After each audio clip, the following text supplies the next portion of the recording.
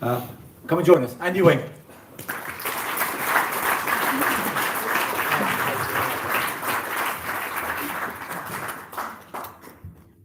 So you've got all the guests here, and you've got a few guests up in Banbury as well, which is going to be fun. Two things, right? We will talk about last night's football in a minute. Apparently you've been a naughty boy, but I want to talk about. They've all asked me. You've been asked already. Obviously, Cole Robinson gets a sack on Sunday. So when do you start? I wish. You're going to put your name in the hat. Yeah, I mean, I think I'm ready. A lot of people talk about inexperience. John Messini has gone to Portsmouth for a massive football club as well. With very little experience. I've been managing now for 3 years. I think we broke every record under the sun at Banbury. Small budgets, no training facilities. I think I'm more than ready to take the step. Okay, I've seen the list and it's extensive. I think they're going to knock the list down to a smaller list and then go again and see what's going on. But I'm sure everyone in the room, knowing how you are wholehearted and you don't shirk a tackle and you won't shirk any responsibility. So I think we'd all wish you all the best for that. Yeah. Thanks, mate. And when you become managers, just look after me. Okay, last night, obviously manager Banbury, you're playing in another league and you've done so well. 2-2 apparently, and you've got a red card. It's all about standards, Lingy and Wingy. So go on and talk us through the red card. Yeah, I mean, it's my first, to be fair, as a manager. When were your last? Probably not, no. To be fair, I mean, I think there's I put a lot of pressure on myself. We had one sub last night. We're down to the bare bones. The lads have been absolutely fantastic.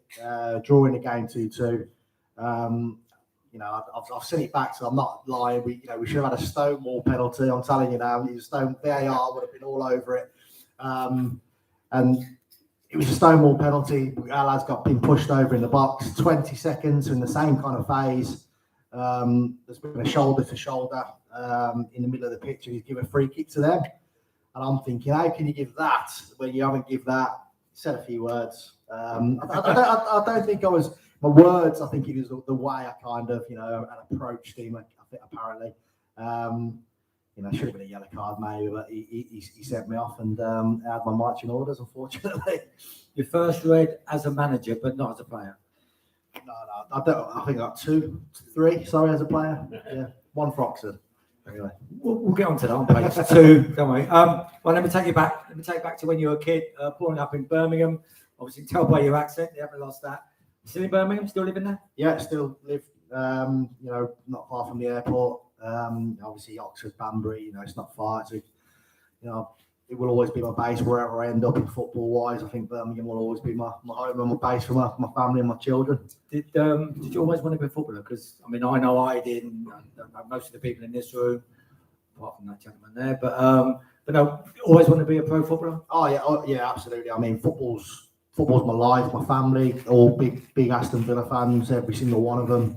They're from that side of the city. And all I can remember is playing football morning, noon and night, straight to school on the parks, and I think I joined a team when I was 6, playing for against under 9s and stuff like that. So football's massive in my family, and it's always what I wanted to do, really. And then you got taken on by Birmingham quite early. So how was that for a Villa supporter? Yeah, I just had to get past that. Obviously, with aspirations of being a professional footballer, and our championship at the time. I was only 10, so I know a few of my friends went there as well. So ended up at Birmingham City when I was about 10, but they folded, unfortunately. So, I went back into my school and school teams and my Sunday league team there before, I had trials elsewhere. You had trials at Villa, Birmingham and Derby County as well. Yeah, so I think 11, 12 years old. I think I was training at both Coventry and Derby. So my mum, fair play to her. Monday, Tuesday, Wednesday, Thursday, Friday, Saturday or Sunday, taking me up back and forth to Derby, back and forth to Coventry, alternate nights. And unfortunately enough, then I signed a contract at Coventry City when I was about 12. And then obviously, I really enjoyed my time there. I had some great coaches, learned a lot from them. And it went from there really. And then obviously, you're playing against other pro clubs and everything else, and you're still playing local football. You get to 16, and then that's the time where they've got to make a decision on you. Yeah. So at 16, I didn't have a problem. To be fair, I thought I'll definitely get a scholar. I thought I was one of the better players in the team. Where were you playing? Were you playing right back, midfield? Right back mainly. What was your game? Smashing people? No, that come a little bit later. I didn't really know, to be fair. I was more of an attacking fullback. Oh, hang on. A very attacking fullback. I've seen the YouTube videos. I was, because I played majority of my career as a young kid as centre midfield, attacking centre midfield, scoring goals for school. Played at Villa Park twice in cup finals for the school, scored hat-tricks in both. So I was quite an attacking-minded player. When I was younger, went converted to right back really at Coventry City. Again, I was a lot slimmer. I was fitter. I was up and down the line, more attacking really than defensively. And then I got released at 16, which was a massive shock. So where did you go from there? Because obviously you've always wanted to be a player. You get so close and you're thinking you're going to get a contract, and then you don't. What does that do for you and your family? Yeah, well, the type of person I am, I don't want to let anybody down, and I've still got that now. Like if I lose a game of football, I've let people down. I take that responsibility in terms of my staff, my players, the fans, family, whatever it is. So at that point, I thought, I've let my mum down really, because she's grafted. She drove me here, there, and everywhere. My dad as well, more so my mum. The old man was going watching down the Villa, to be fair to him. But my mum, she took me everywhere, and it was quite, and it was unexpected because I thought I'd get it. So yeah, and then you go back to school, towel between your legs, you're back in the school team, you're back in the district team, and then you try and find a way back in then with exit trials and trials elsewhere. You got back in? Yeah, I mean, funny enough, I went to an exit trial. It was Lily Shaw at the time. Within 10 seconds, I scored a header, and I wasn't known for scoring goals at that point. Can I just say, actually my whole career, to be honest. We've just spoke for 10 minutes, and you've scored 35 goals so far. Well, this exit trial I scored after 10 seconds. A bullet header, to be fair. Had a few clubs sniffing around. Went here, there, and everywhere. Ended up, what I think Notts County I went to, scored twice from right back. I thought, I'm nailed in here. And then apparently one of the coaches pulled my mum and said, what's he like with his schoolwork? You need to stick to that. Exactly. Which I probably should have. But luckily I didn't listen to that advice. I went to Colchester, training there. I think they were going to sign me, and then I got a phone call from Trevor Gould, obviously Bobby's brother. He was at Coventry at the time, and they said, "Look, we think we made a mistake. Would you come back?" I'm thinking Colchester's 3.5 hours away. Coventry's half an hour down. And Cov as well. Obviously, my friends were still there. I know the coaches. It was a no-brainer for me. I signed a scholar at Cov. That's a great turnaround from being from there to there to go back in. That must have given you a boost. So obviously you've gone back into the youth team. You're playing with your mates again and your muckers, and you became, according to what we were saying just now, that you became captain of the youth set up there. So they've given you that responsibility straight away. Yeah, absolutely. I mean, at the time, Coventry City had a really, really good youth team. They'd just been in the Youth Cup final twice. I think they played Arsenal or West Ham. The West Ham team that had Joe Cole and the Carricks and Ferdinand in. So the youth team at Cov, the coaches were fantastic, really.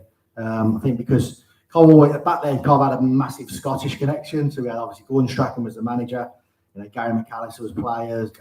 Even the sort of youth team coaches were horrible Scottish, angry. Careful, we might set up someone in the room there. I know what you mean. But honestly, he was like, even when I meet him now, I love him to bits, but I'm still scared of him now. But he's had a George Mackey's name was, I think Gordon Strachan's, you know, he's one of his lieutenants, really, absolutely fantastic guy. And they grounded you. They were absolutely brilliant. And, you know, I was lucky enough, to captain the youth team. And then obviously, you know, progressing to making my debut for the first team. So do you remember your debut? I mean, it's normally something that you never forget, you know, that moment. Yeah. I played a few reserve games, you know, proper reserve games where, you know, you're playing against Tottenham and you're playing against, you know, first team players. Not like it's a combination. Exactly. Yeah, not like now where you're just under 23s. You know, you're playing against men. Played a couple of those games. Managed to get into one of the squads.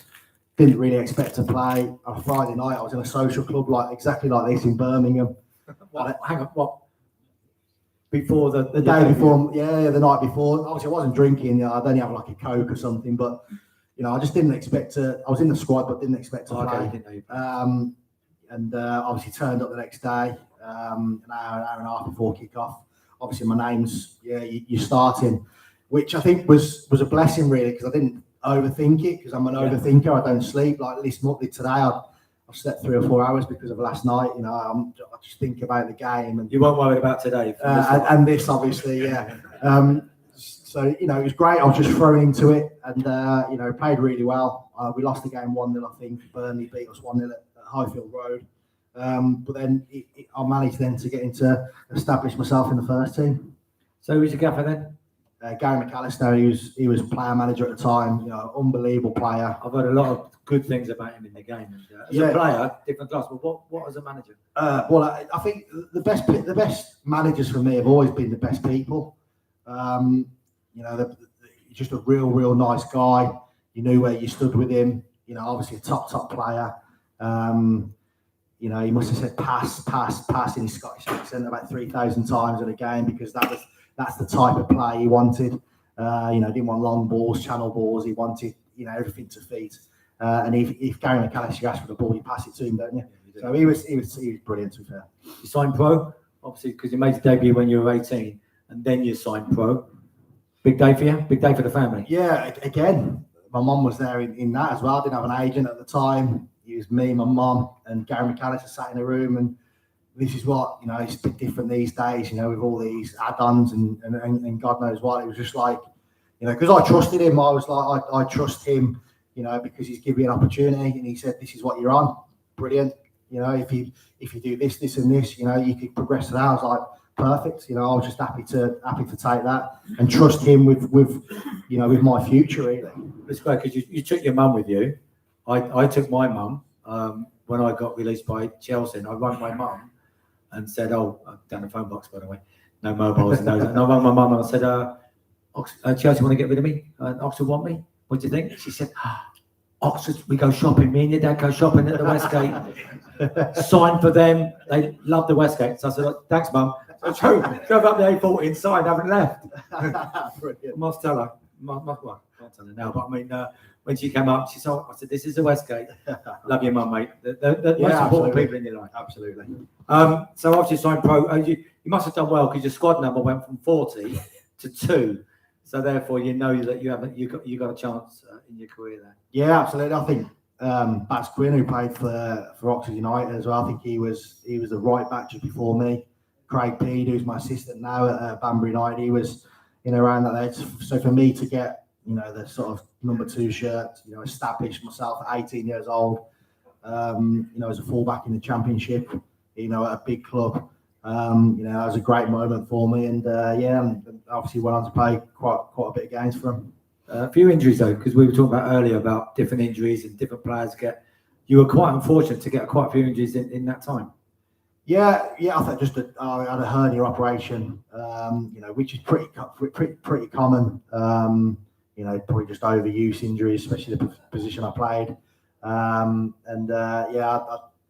It weren't. I was young. I think I was back playing within 13, 14 days. But I think, you know, it caught up with me later on in life. Then the last game, because you went from Highfield Road, the old style sort of football clubs and stadiums, to the Ricoh Stadium, but your last game at the old stadium was a classic.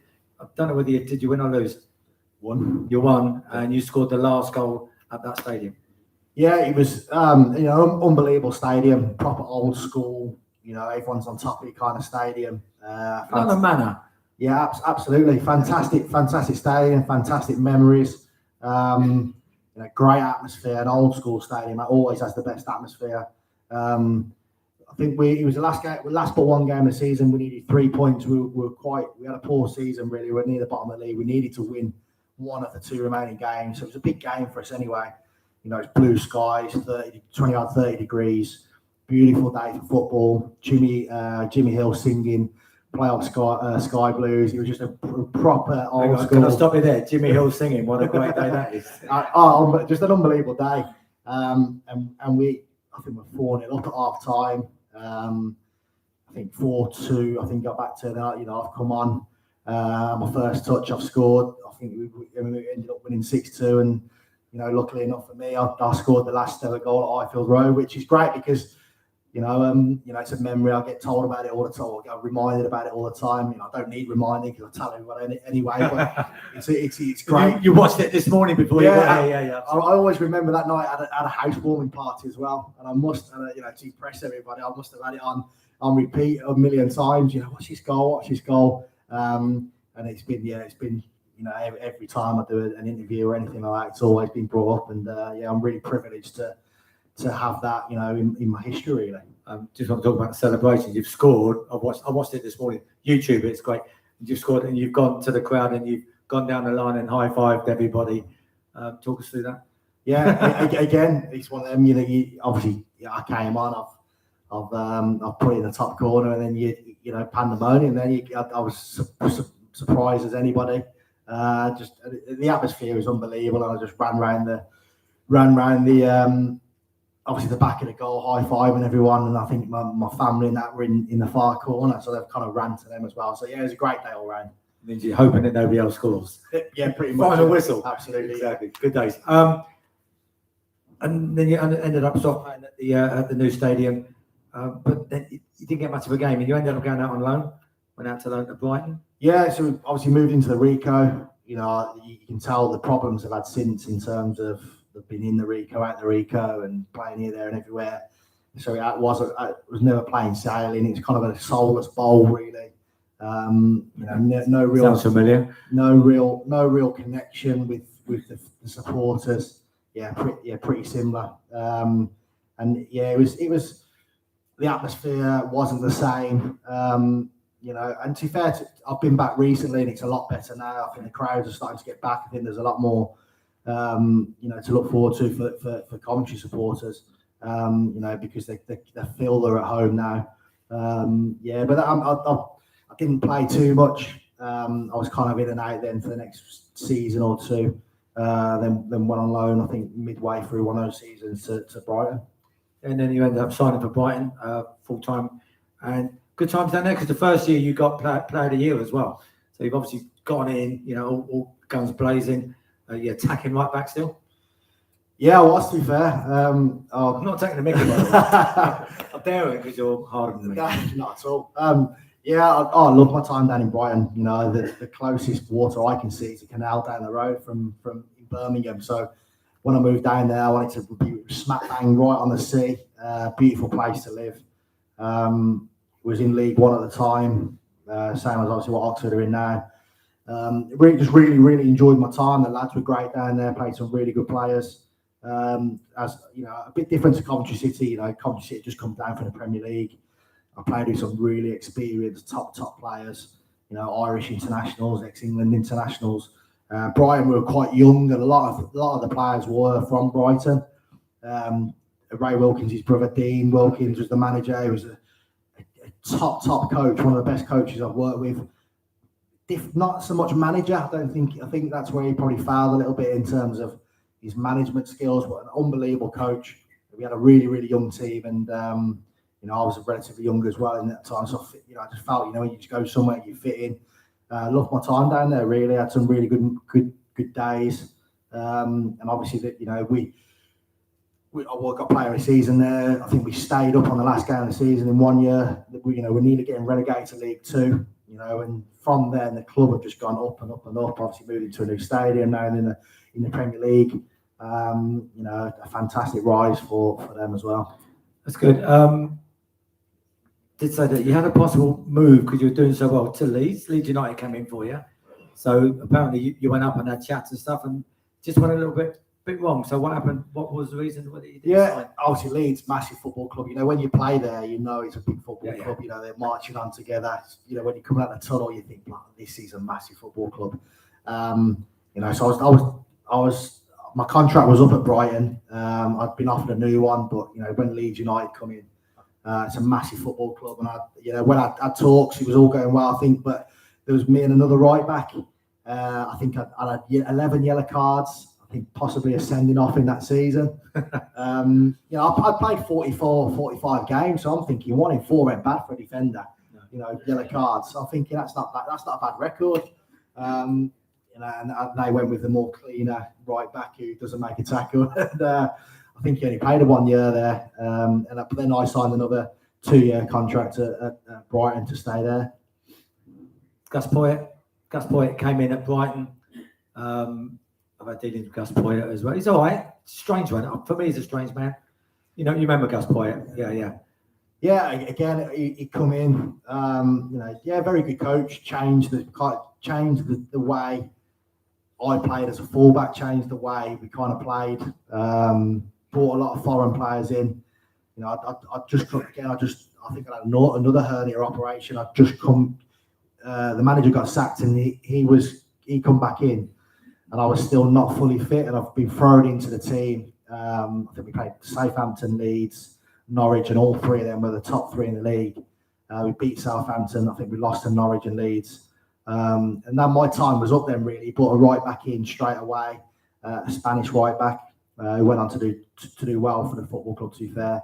But I never really got that chance. You know, I was in and out. And I'm not one of those characters who was just going to stay, pick up money. You know, I wanted to get out and play football. You know, where in the end it cost me money to do that. But you know, you're not a professional footballer for long. You know, and I just thought I need to get out and play football.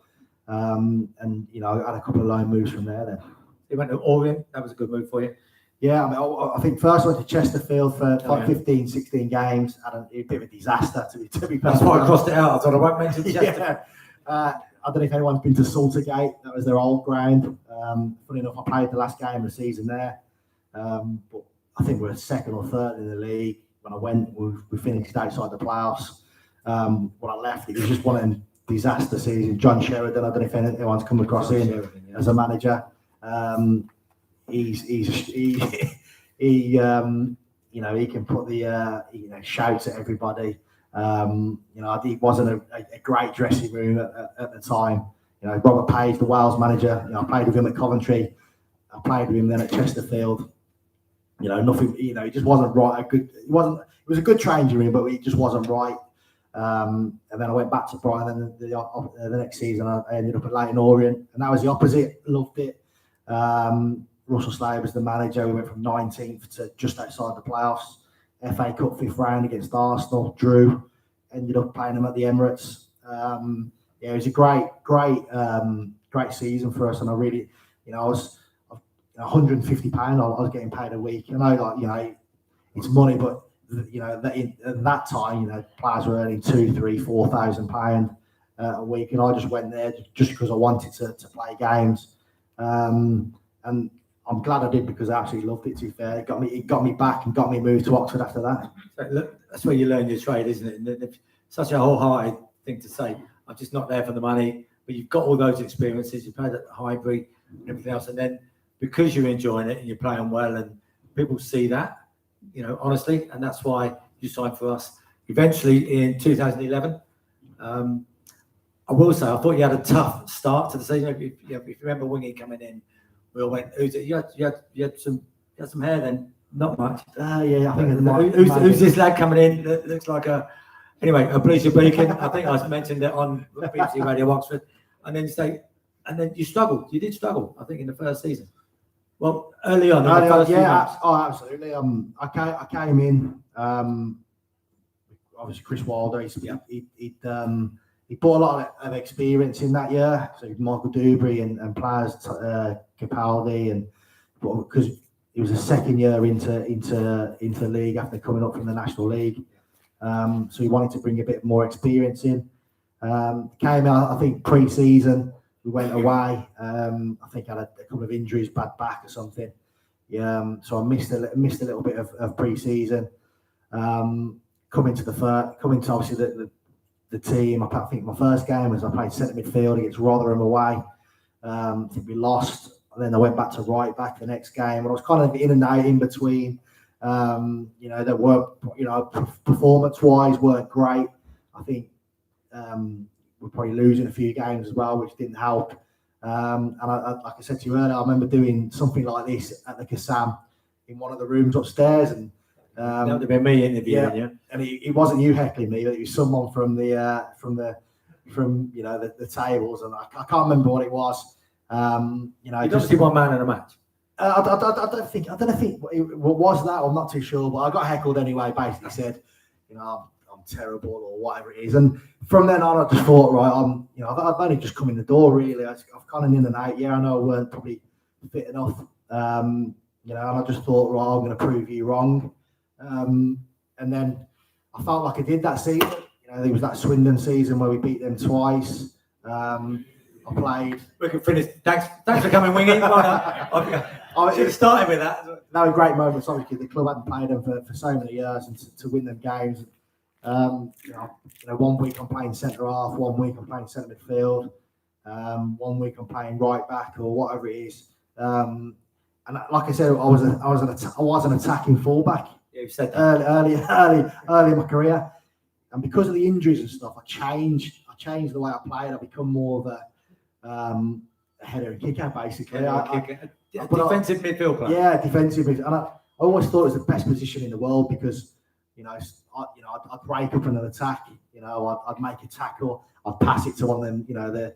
The fancy forward players. And I just watched your teammates. My teammates. Yeah, I just watched the game from centre midfield. I'm like, I could see that obviously the fans in the background and we're attacking, and I get myself in position. I just thought I had the best seat in the house at the time. Yeah. I thought defensive midfielder, win the ball back, give it to the forward players. They do their business, and I've got the best seat in the house here, watching them do their business. It's brilliant. I will say, I'm just like thinking exactly could do with it now. Yeah. We need that. Yeah. We've lost Alex. Obviously with cruise ship bombs, we need somebody there to do that now. But it's not you, Wingy. But that first season, you did win us over, never won over because you won the Supporters Player of the Year, which was that's a big honour. Yeah, absolutely. I think it was, like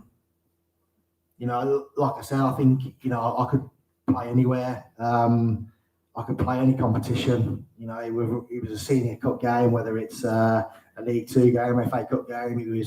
It's exactly the same for me, and it still is as a manager. It's exactly the same. Every game is you're professional. You do what you can to go and win a football game. Always give your all. You have bad days. I get that. You have players give the ball away. You have bad days, but that commitment, that desire, whatever you talk about, all that sort of stuff. I felt like I did that all the time.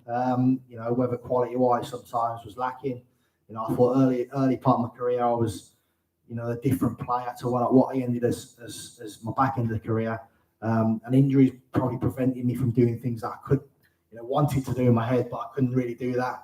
So I just ended up being that kind of defensive player and, blocking shots, getting headers, breaking up play. And I honestly, I really enjoyed that side of the game. I can tell. And let the forward players do their business as well. Yeah, but your limitations. So when you get to a certain age and a certain of course, part in your career, we are going to discuss your goal of the season for Oxford United. Rochdale at home, ball comes across, and there's when your defensive midfield player that passes the ball to all these fancy forwards. Stood penalty spot area, overhead kick, scissor kick they call it. Yeah. You remember that? Yeah. I think I bet everyone in this room was pretty surprised. And I was surprised. I think if you've seen my celebration, I was surprised myself that it says on Wikipedia by the goalkeeper was left stunned. I think we all were, yeah, absolutely. I'd had a lot of injuries at that time. I was surprised I could get my legs that high with how bad my hips were.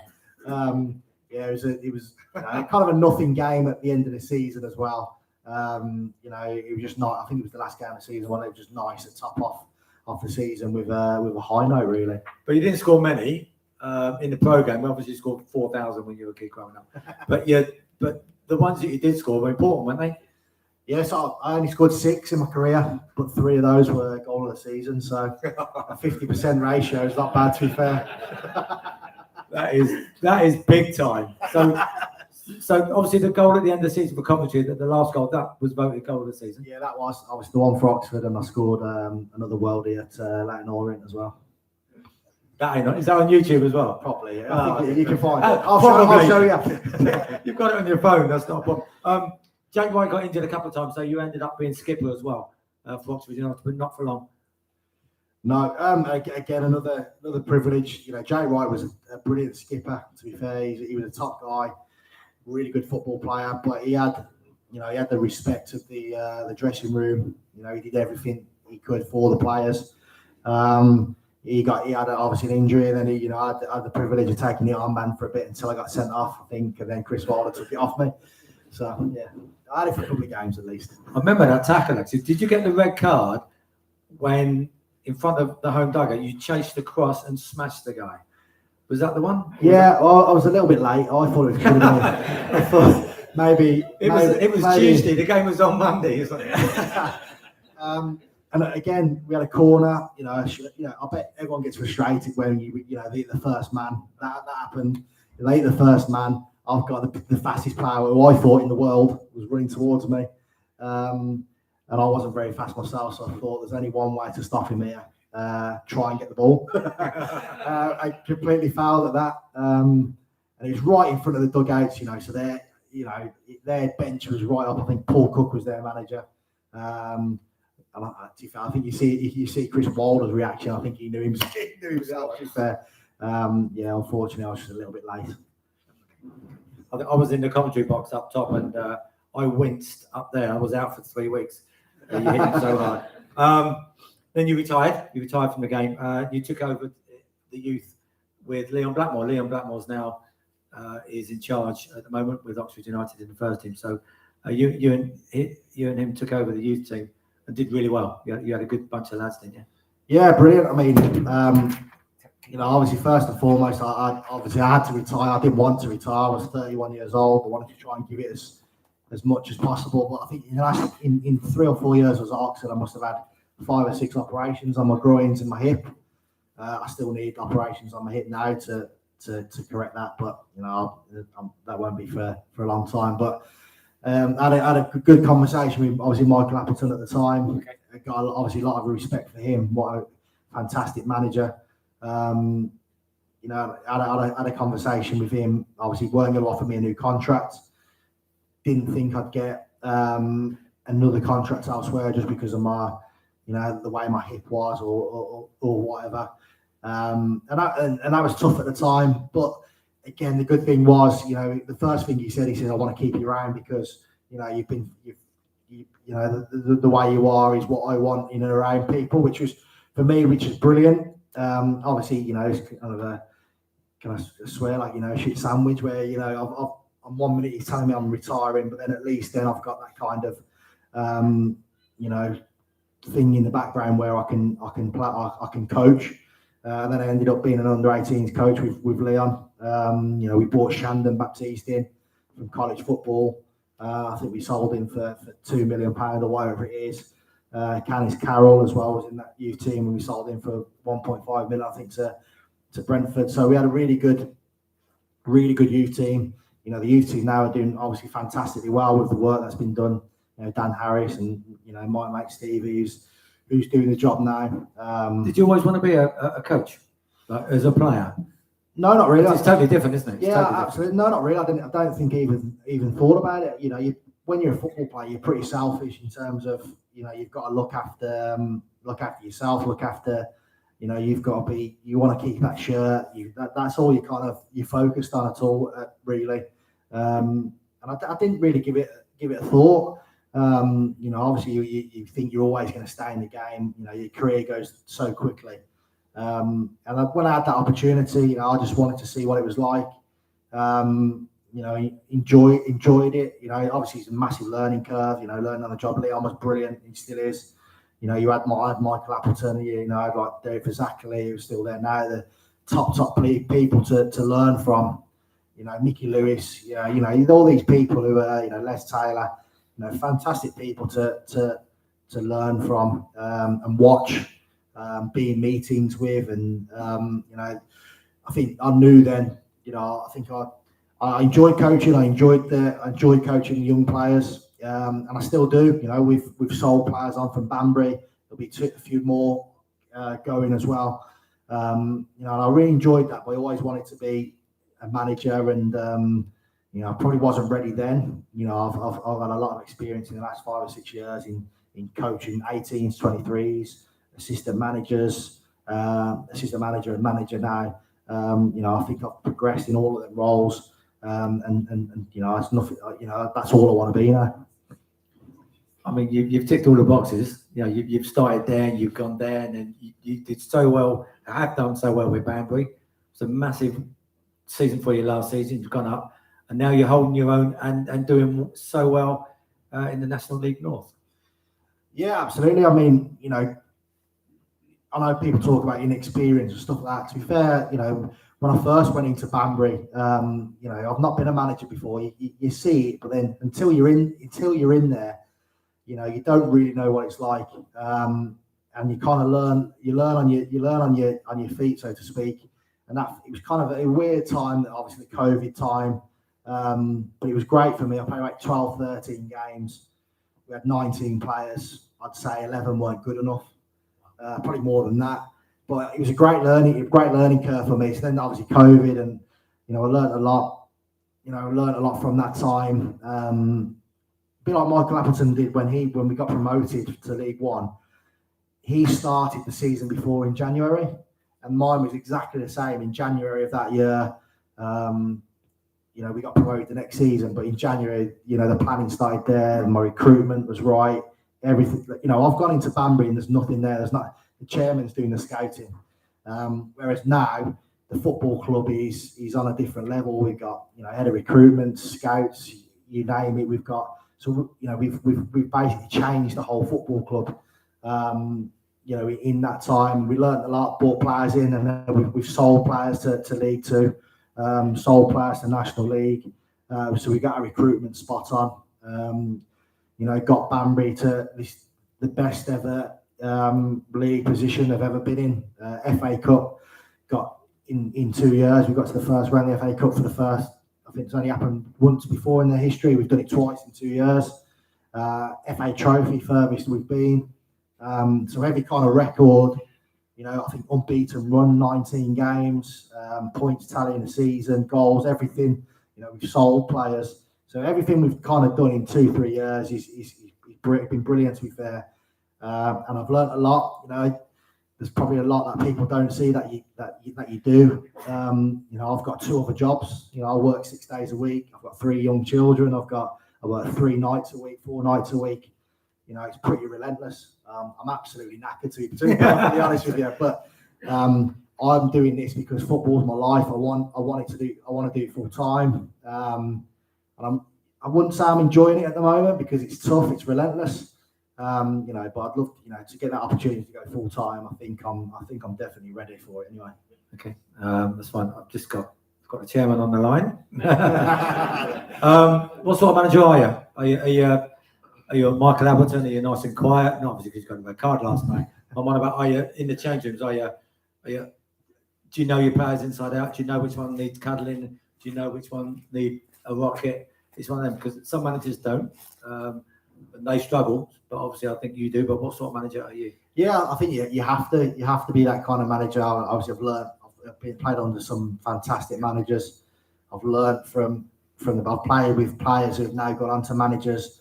John Eustace in Championship now. Obviously, Michael Appleton's, Gary McAllister's, Gordon Strachan's, all them. So have you taken something out of each of those? Yeah, I think you have to. Yeah, obviously you have to be your own man. Like when I first went into Banbury, I think, well, I'm going to go Jose Mourinho kind of style, a little bit defensive and all that sort of stuff. And I'm completely the opposite now. We try and press from the front. We play football. We play it from the back. We've been naive at times this year where we're going away to clubs where the pitch isn't great. It's not great surroundings, and we've tried to be a little bit tippy-tappy and naive. So you're trying to get that balance of playing good football, playing attractive football, attacking football. Like I said, mine was, when I went into the job, right, be defensive, be this, be hard to beat. Whereas now, because I think I've evolved, I'm evolving, I'm learning all the time. We play some really good football. I think I always John Eustace always said, I know I'm not the smartest dressed, but he was always he wants to stand out, so I'm going to be the smartest dressed in the National League. And just little things like that, you remember. Michael Appleton's had certain ways of doing things, so he did like a bonus scheme in terms of he puts the gate like blocks of 5. I don't know. I heard Carl Robinson do that, but Michael Appleton did this and it worked and got promoted. We did that last season at Banbury. And it worked.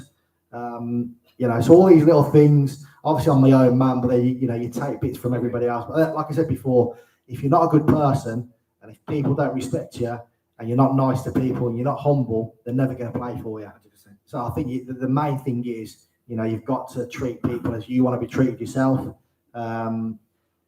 Obviously you get things wrong and sometimes you say things that you shouldn't say and you have arguments. That's football. I've had plenty of them with my own teammates, but it's always forgot about the next day. And I think you just have to, you get obviously more things right and you can be a good person. I think you get a long way with it. But you learn from mistakes, and you have to. Some people don't.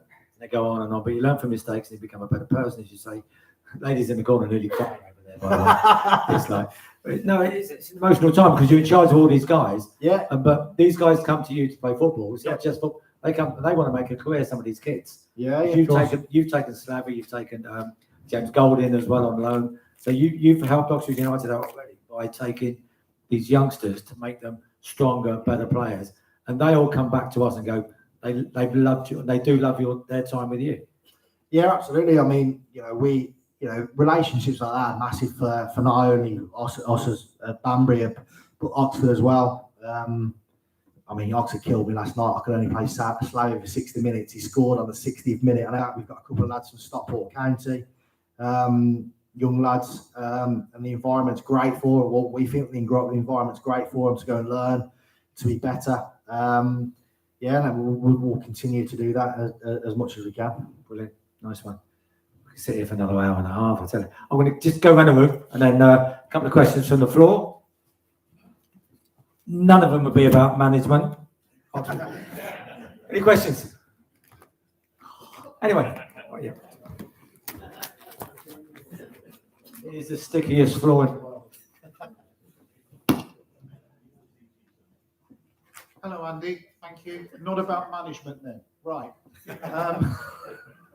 Can you tell us a little bit more about the running of Banbury United, please? I mean, in terms of turnover, annual wage bill, how many players you've got, what sort of level of earnings are they on, and how many days a week do they work, that sort of thing, because it's a little bit unknown to me anyway.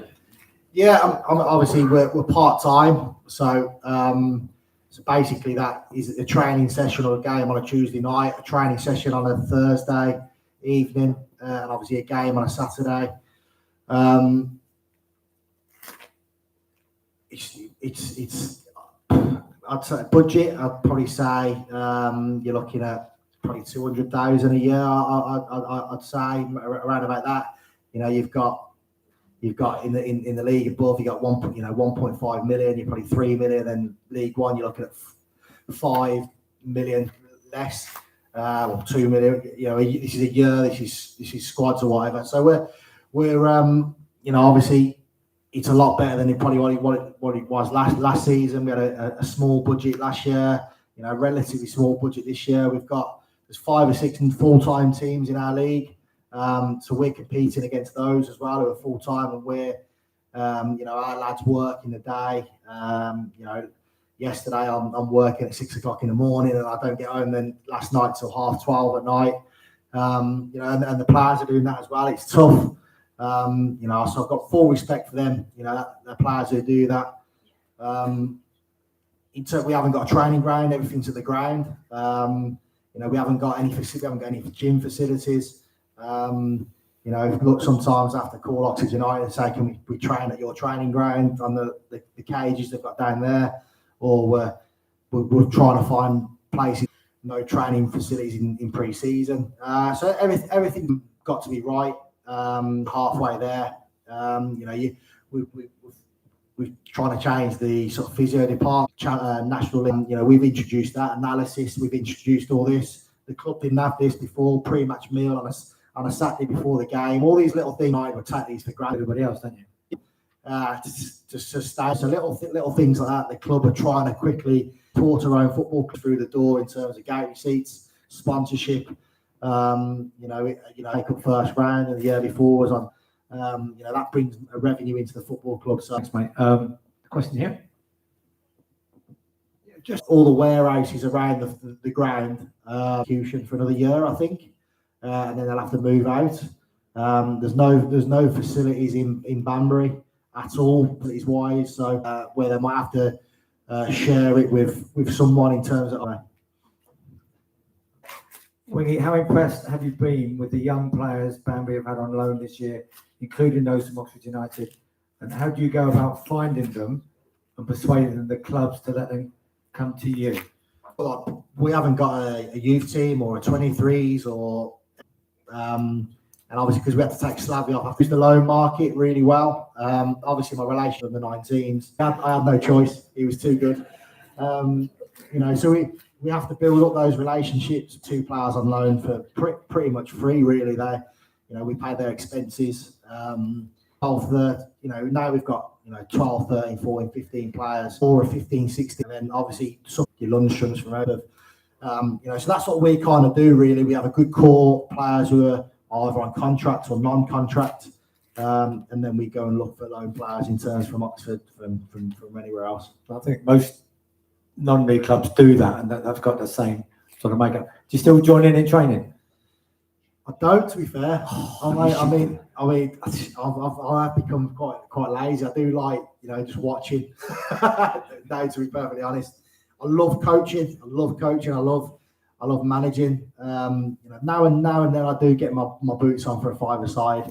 I delivered 14 sofas up the stairs yesterday. I was absolutely knackered. So I think my footballing days are over. 14 sofas. Right. Before we let you go, pull a ticket out of there. This is a freebie for next month. Somebody in the room will have a £6 refund. 623. And at the back. Good man. And the old school scratchy that we do for £20. Middlesbrough has got scratched off. Alan P. Where's Alan? Good man. There you go. There was just 20 quid. Most important thing is, I know these guys have enjoyed it, and I've enjoyed it. Ladies enjoyed it. Good. And everyone stayed awake. We've had a few where people have slept. And obviously from Banbury, enjoyed it. Yeah, both of them have had a great time down there. No, there's quite a few there actually. Have you enjoyed it? Yeah, I love it. I could talk football all day. So yeah, absolutely. Any time. Yeah, I'll come back if you ever want me to. Anyway. But you might be back quicker than you think, to be fair. Your name's in the hat, and we wish you all the best for that. Ladies and gentlemen, Andy Whing, come on.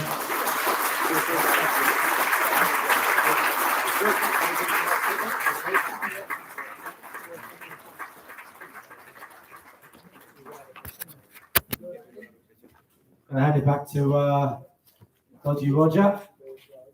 Okay then, guys, so that's it. We've got next month, which is the last one. So please tell your friends. Matt, fantastic, you've all turned up again. Please come again for the last one. It will be a good one, you know that. Tell your friends, bring them down. Get tickets online. You know where to get them from by now. I don't need to preach to you. We are on Facebook. We're on. What are we on? Tell me what we're on. We're online somewhere. Social media. I don't do any a lot of this stuff. Have we got a what? On a, there we go. All of those: Twitter, Facebook, Instagram, whatever. The Manor Club is on there, so you can check us out on there. All right. Just one more time, Andy Whing, please.